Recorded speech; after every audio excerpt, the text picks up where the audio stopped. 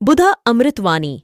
भगवान गौतम बुद्ध की इन बातों में छिपा है अशांत मन को शांत करने का मंत्र। आप भी जानें। चंचल मन को शांत करना बहुत जरूरी होता है, क्योंकि अशांत मन में कई सवाल होते हैं और यह इधर उधर भटक सकता है। गौतम बुद्ध मन को शांत करने के आयामों के बारे में बताते हैं। हम सभी जानते हैं कि व्यक्ति का मन बहुत चंचल होता है। यही कारण है कि मन अशांत रहता है और कई तरह के सवालों का जन्म भी अशांत मन के कारण ही होता है। यदि आप जीवन में शांति चाहते हैं तो इसके लिए जरूरी है मन को शांत करना। लेकिन मन को शांत कैसे किया जाए?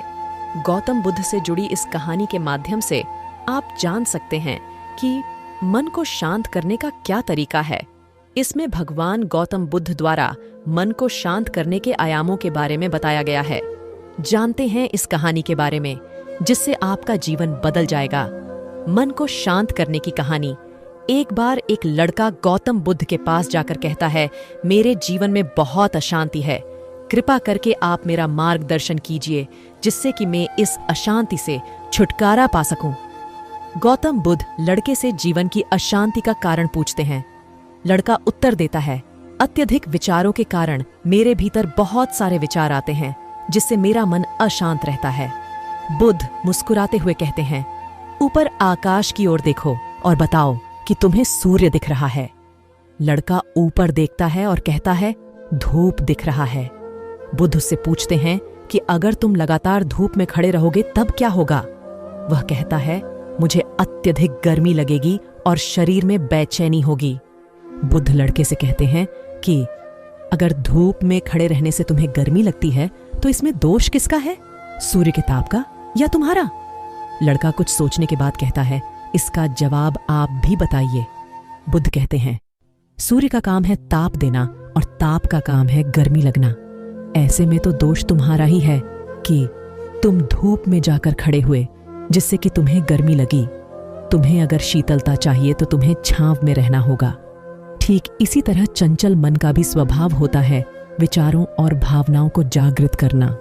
विचार क्षण भर के लिए होते हैं, लेकिन विचार से पैदा हुई भावनाएं देर तक टिकी रहती हैं।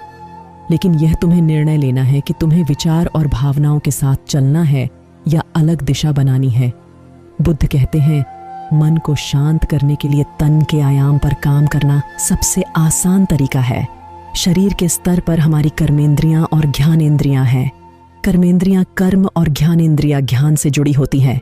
इससे हम अपनी संवेदनशीलता को बढ़ा सकते हैं, यानी हम जो भी काम करें उसे आनंद के साथ करें। मन के आयाम से हटकर तन के आयाम पर जाने से ही तुम्हारा चित्त शांत होगा। ऐसा करने से तुम मन के आयाम से हटकर शरीर के आयाम पर आ जाओगे। ठीक उसी तरह जैसे तुम धूप से हटकर छांव में आ सकते थे। मन के आयाम से हटने पर तुम्हारी जागरूकता तन पर आ जाएगी। जब तुम तन के आयाम पर काम करोगे तब तुम्हारा चित्त शांत होगा।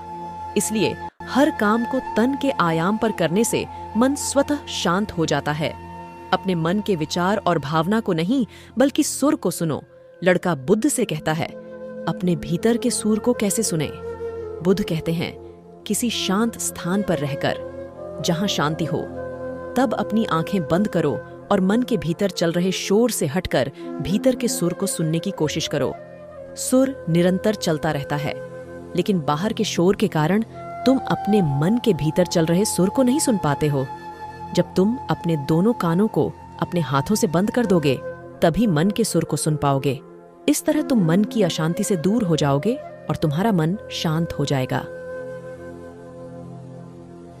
भगवान बुद्ध की ऐसी कहानी सुनने के लिए हमारे चैनल को सब्सक्राइब करें। मिलते हैं ऐसे ही नए वीडियो के साथ।